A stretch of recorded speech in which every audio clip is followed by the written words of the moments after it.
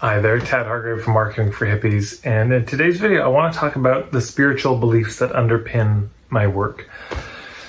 So I haven't really talked about this much, but it does feel important because maybe it gives a thread or a through line to some of the work that I do, and this has been forming over the last,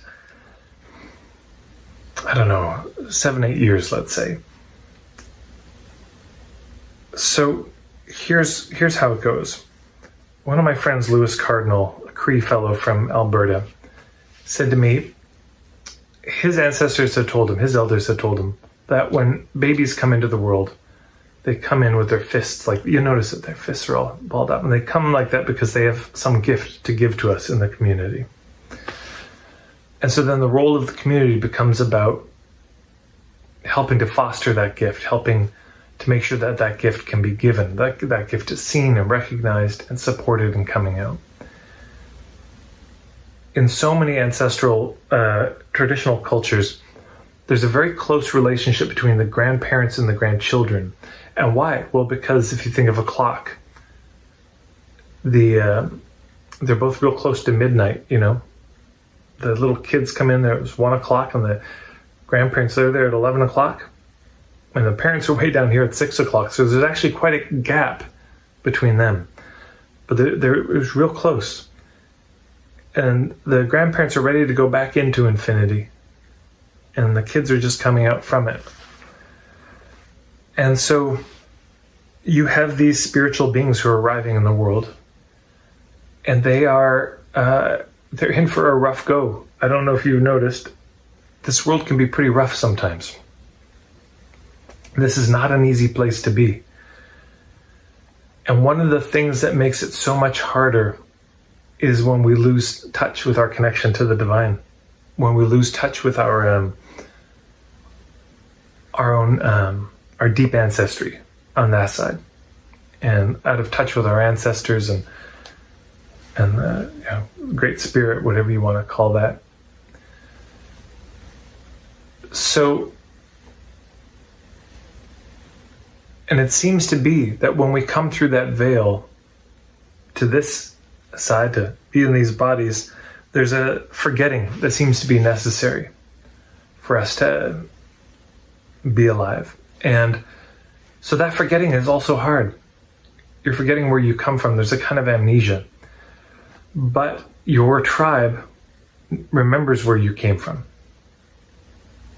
You know, their memories of that place are patchy, but maybe through ceremonies, and they've recultivated a relationship with that, which they had initially forgotten, and they've kept that alive.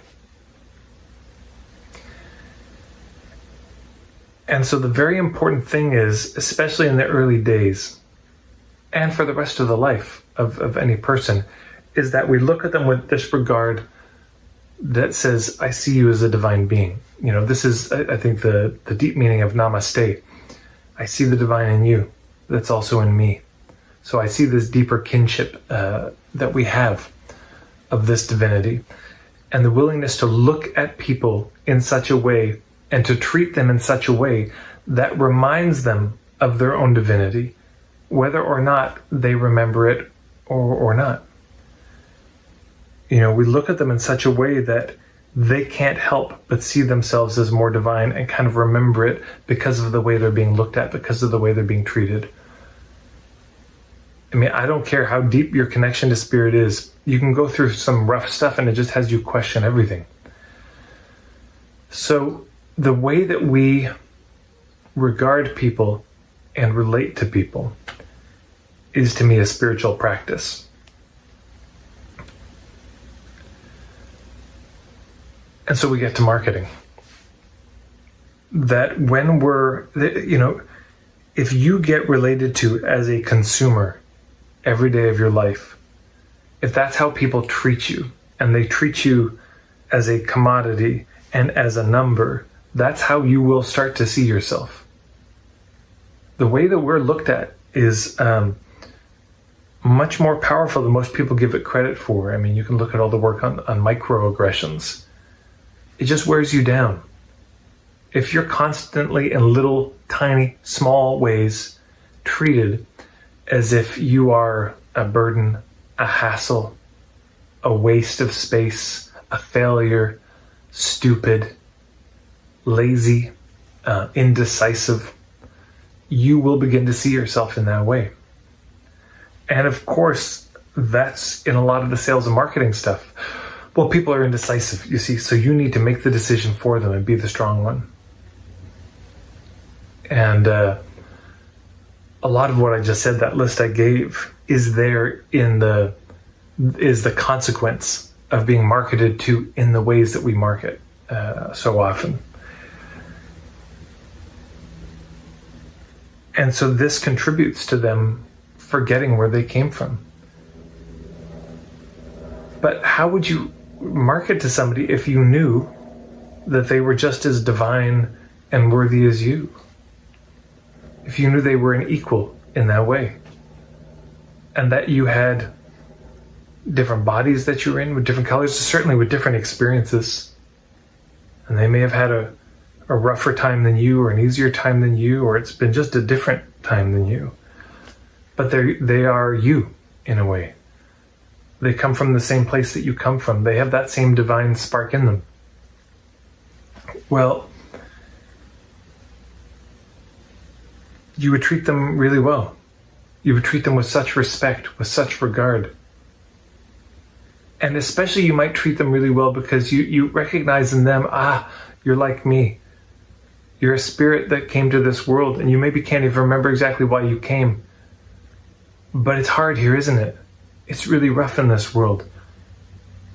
I mean, aside from all the bad ways we treat each other in a commonplace way, well, there's war and there's famine. There are natural disasters. There's comets that seem to come with more regularity than we'd like to admit. There's all manner of cataclysm, genocide. There's so much that makes this world hard. And so in our marketing, we can be part of the force that helps them remember their goodness, their divinity, the source that they came from, just in the way that we treat them. If we treat somebody as worthy, they begin to see themselves as worthy. And I think traditional cultures knew this, that from an early age you have to treat people as worthy. And that's how they learn to see themselves that way. That it's not necessarily, the indwellingness of it will not necessarily survive the onslaught of this world. That's not a given. And so we help along the way. So if I'm talking with somebody about working with me, what I'm trying to do is really see if it's a fit. Is it really going to help this person on their journey in this life? And of course, they have a journey in their life. I assume when they were born, they had their little hands like this, and they came into this world with something for us. And there is no tribe anymore for most of us. There is no community. So I have to be a stand-in, a temporary stand-in for some of that community, and say, is what I'm offering going to help them offer what they need to offer to the world? Or can somebody else help them better? Because if somebody else can help them better, I better get out of the way. I better pass them on. Because them giving their gift to the world matters more than just about anything. I mean, I don't know how much I want to get into the salvation language, but the salvation of the world is found in people giving their gifts. I can't come up with a strategy that's smart enough to fix everything in the world. And I wish I could, and I think most of us wish we could, and wish we had the money to enact it. But we don't have the money, and we don't have the smarts.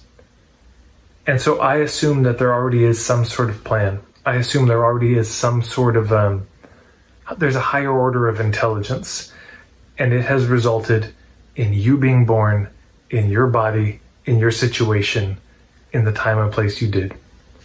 Stephen Jenkinson says, being born in troubled times, you could look at that as a affliction, or you could look at that as assignment.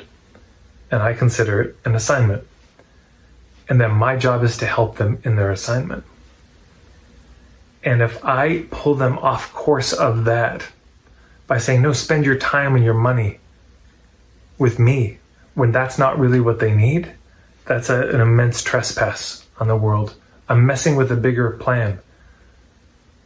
Or I can cooperate with the plan and just really try to see, okay, what are the gifts that this person has? What are they here to offer? Can I help? Could somebody else help better? Yeah. So that's, I suppose, the heart of it. Yeah. And can I, whether or not I work with them, can I treat them in such a way that it reconnects them to those gifts? Can I connect with them in such a way that they feel stronger and more connected to spirit in going out into the world and offering this thing that they were placed into this world to offer? They were entrusted with something. So, and then they entrust their time to me in a conversation, if they do. So then we just have to take it seriously. It ups the ante, it ups the stakes on what we're doing in all these conversations. That there's a bigger picture than whether they buy from me right now or not. Whether they buy from me or not is not the main conversation. Whether they do what they came here to do, that's the main thing.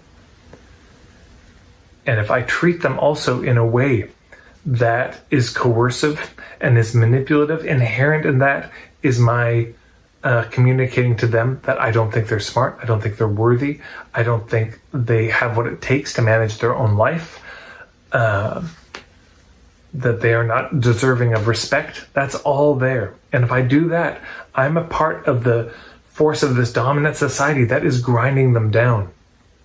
And maybe grinds them down to a point that they never recover from, and so they never give those gifts, and the whole world is poorer in ways that I'll never know, and they'll never know. But we'll both be living in the consequence of it. So that's it. There's probably more. I'm open to questions if you have particular questions on this. But I thought I'd share that because it came to me the other day fairly clear in a way that it hadn't been clear for me before. So I thought I'd share it with you. So there you go. If you like these videos, of course, please subscribe. It does help. Give them a little like. It helps share it up. And then please share these videos. It's a real big help for me. And if you just want to follow me in general, I'm on Instagram, TikTok, and Facebook. Thanks so much, everybody.